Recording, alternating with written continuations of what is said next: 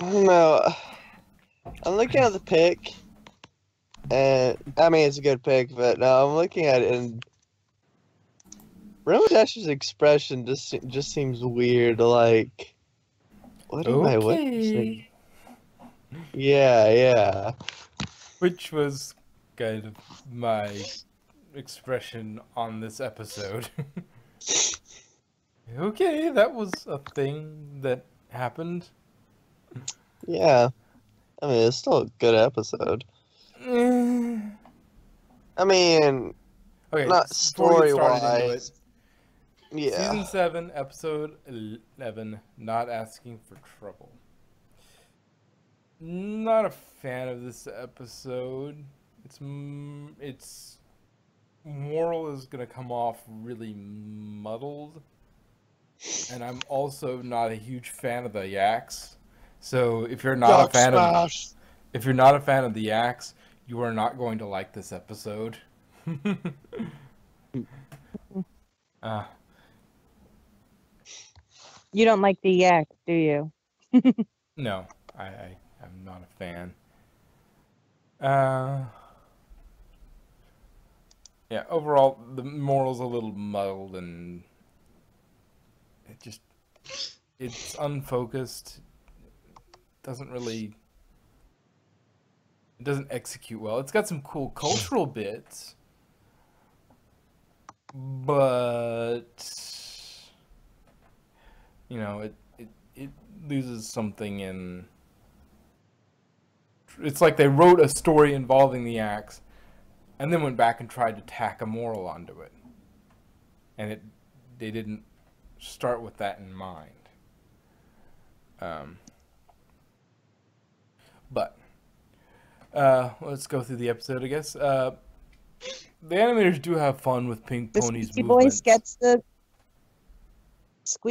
gets the most gets the grease. She was like, "Can I?" Yeah.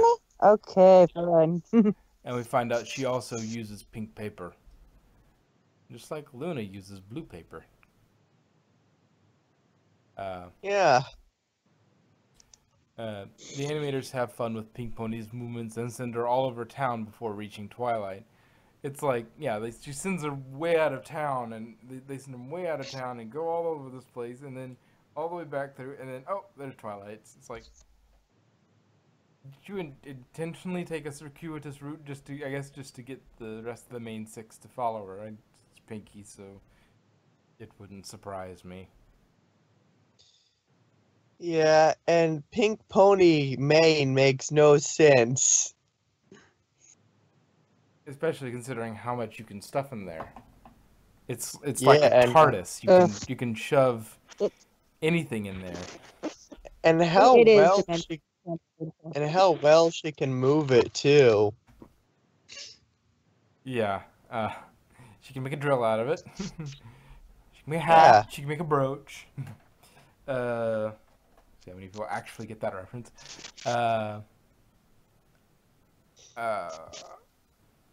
Yeah.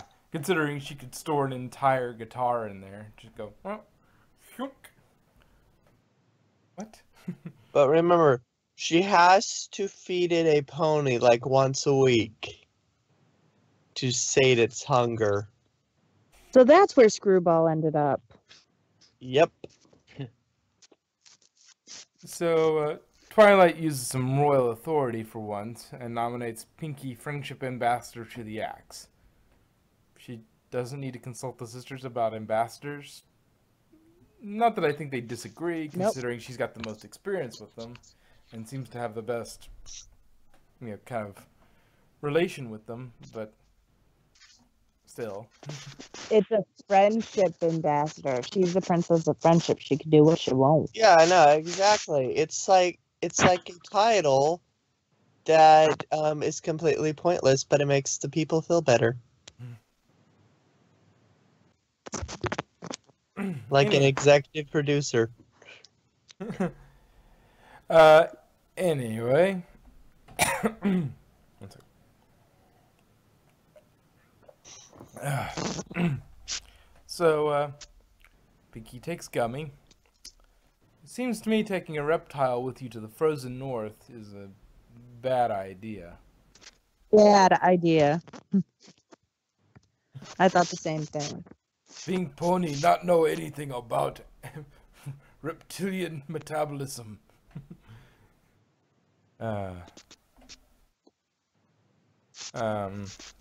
So the festival involves relaxing by stomping on things. That's a great way to relax. Yes. The prince tricks Ponka into thinking a twig she was destroying was sacred, and then relents as a prank. Which was Good prank. Which was funny. It is good prank. So yaks apparently make mud huts, tell stories by the bonfire, and eat cakes with perfectly balanced vanilla. Now here's where another problem comes in with this. There's a lot of little plot holes here. This isn't a big plot hole, but it's a little... Wait, what? It says vanilla isn't imported, but vanilla doesn't grow in the frozen north. It grows around the same places that the coffee bean grows, kind of in the tropics. And Maybe it's not imported, it's just not natural. They secretly have mastered the art of artificial flavoring. They could have a greenhouse. Yeah, I suppose, but yeah, it seems like as much vanilla as they want to use, and it's not imported. It's not imported. You know, it's like, and really, with the level of their architecture, a greenhouse. I mean, it's all mud huts. Besides, the first stomping match they get into, it'll shatter. Yeah. Greenhouses are glass. I mean, yeah, and you could make it out of tougher things like plastic, but then again, you have to have the They don't have how to plastic make right there. plastic. Yeah, they're still at mud. They're not even at wood and drywall yet. So I'm not particularly thinking plastic is a thing that's going to happen. So Pinky takes in the yak culture, but the stomping starts an avalanche and buries the town. And the yaks, who live in the frozen north with lots of snow and a culture that desires stomping around, doesn't have a snow clearing plan. They're not good at clearing snow. And violent digging only brings on another avalanche. That seems like a rather big plot hole. It's like, so these yaks live in the frozen north, are huge, and they can't clear snow. It seems like if you were living up there, that would be one of the first things you would know how to do, would be to clear snow. Because that's one of the things you are going to have to do. No, you just patiently wait. Especially considering how easy it seems for them to make avalanches. Yeah, this seems like something that they would know. They would know in some way, shape, or form. They would have a technique, a method. And they do not. And that's a big hole in the middle of this episode that just... What? No, just patiently wait for snow to melt.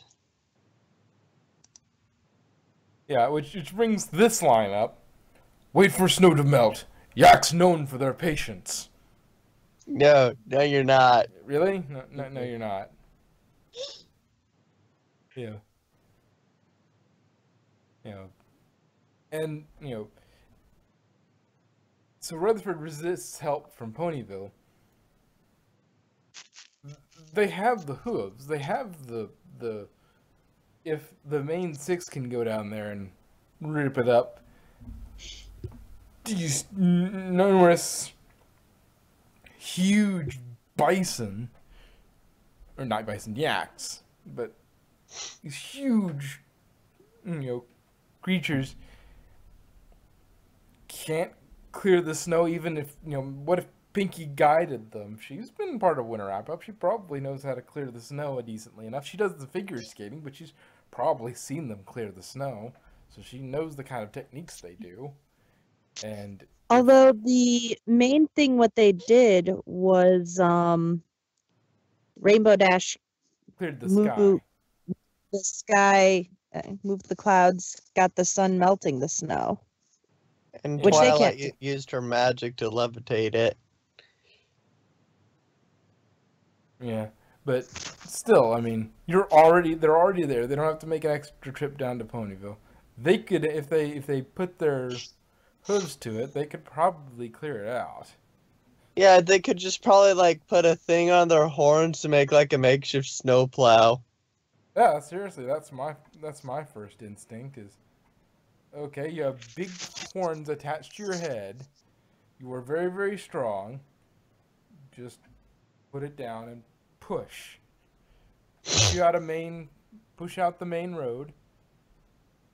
Clear that out, and then just have everybody push the snow to the main road, and then just have one yak standing there, and every time it gets enough snow, he just pushes it out of town. He just pushes it out the main road and out of town. And so soon enough, you've piled the snow outside of town. Yeah. And you make a giant snowball, and then it rolls down and crushes Ponyville. Anyway, so Rutherford resists help from Ponyville.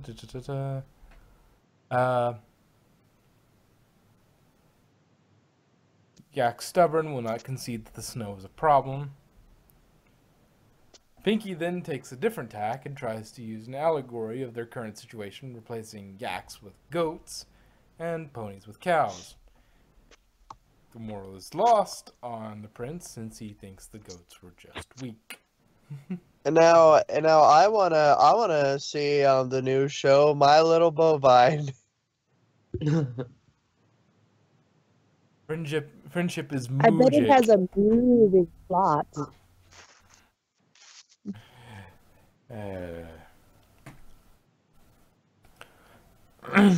The prince, according to him, spent a winter trapped in an ice hole. But the story falls apart pretty quickly under questioning. So Prince Rutherford, just leave.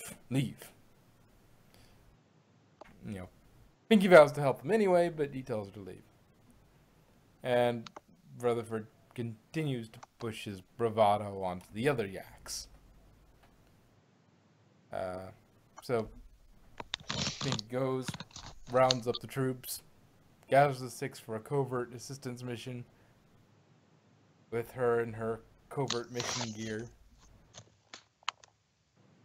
Which, them sneaking around, Fluttershy's sneaking animation is adorable. It's so soft. It is.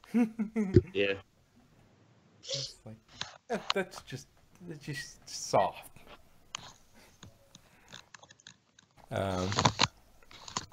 So 6 ponies in one night completely restored the village.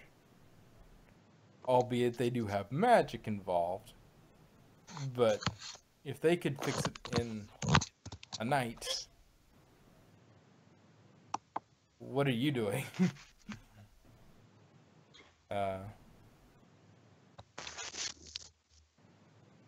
So we get, we at the end when Rutherford figures out Pinky was the one who cleared it for them. He says, "Wait, Yak not mad at Pink Pony. Yak not? Pink Pony help Yaks without Yaks asking. Means Pink Pony understand Yaks. I do, son. I do. Pink Pony the best kind of friend. Officially honorary Yak." And then she gets her own honorary yak horns, and like she can officially horn bump. And so the moral here is if someone is stubborn and too prideful to help themselves despite their definite need to help themselves, just do it for them and don't let them know you're doing it.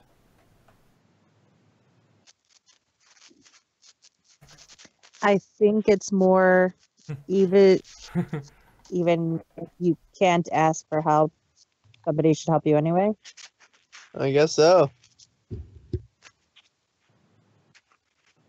Still, there's some problems in there. Which, you know, if you take my interpretation of it, you get, you know, even if somebody says they don't want help, do it anyway, because you know better. Yeah, that. You know that. But I mean, this episode had some interesting little bits, and I like that we got some yak culture, and we got we got to find out about them. But there are plot holes in this episode you could drive a truck through. You know, just Or I think Pinky drilled them with her hair. yeah, just huge problems. It would be one thing if the main six were stuck in the snow and they didn't know how to clear it out.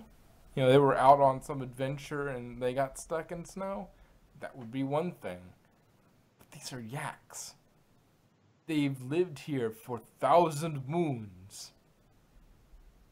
They didn't ever figure out how to clear snow. I mean, you know, if it was like an agricultural problem or something like that, okay, you know, some disease that's common to Equestria but not common to the north gets in there and messes with their crops, and they did that, you know, okay, then that makes a little more sense. But, you know,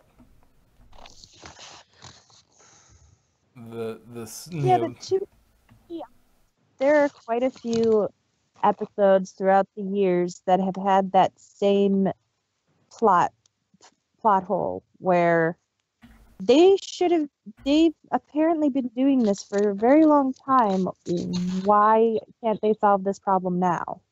Yeah, it's like you had to have you know, encountered that one, you know, did you like just there were of them where it's like a seasonal thing that they have to face all of a sudden, even though, dude, you face this every year. yeah. It's like yak pee on snow to make snow melt.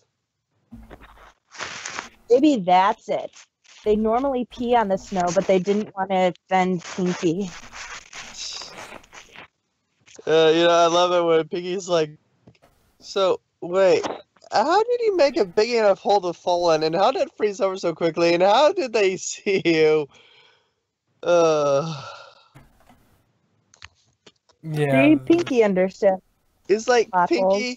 should you really talk about stuff that doesn't make sense? You don't make sense. This is true. Like, Yak Prince use Pinky power. Like, oh, okay. No, stop questions. Yeah, there's a lot of problems. Oh, yeah. I mean, yeah, there were some cool bits here and there and some fun animation, but the overall story is a little Weak. Yeah. It was clear filler. Yeah. I'm not sure who the author of this episode was. Let's see one sec. See if it's somebody we've had before. Maybe it was one of the Spike writers. Yeah. This felt like one of the old Spike episodes. Except yaks. Yeah. Yuck, pick up idiot ball. Mei Chan was the author for this one.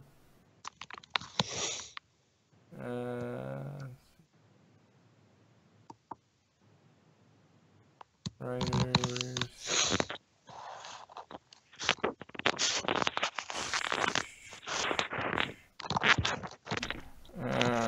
And see if they've gotten her. I don't remember Mei Chan before. She probably is new. But anyway, this was like one of the greatest episodes ever. Yeah. I mean, the yaks, they're the best. Here she is. Mei Chan. Previous writing credits include Avatar: The Last Airbender, Phineas and Ferb, and Voltron: Legendary Defender.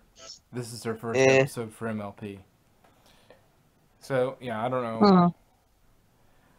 I mean, we'll see. She got Pinky right, though, I guess. So, there were plot holes, but she got Pinky right. Her kind of fun character. But I guess that's it for not asking for trouble.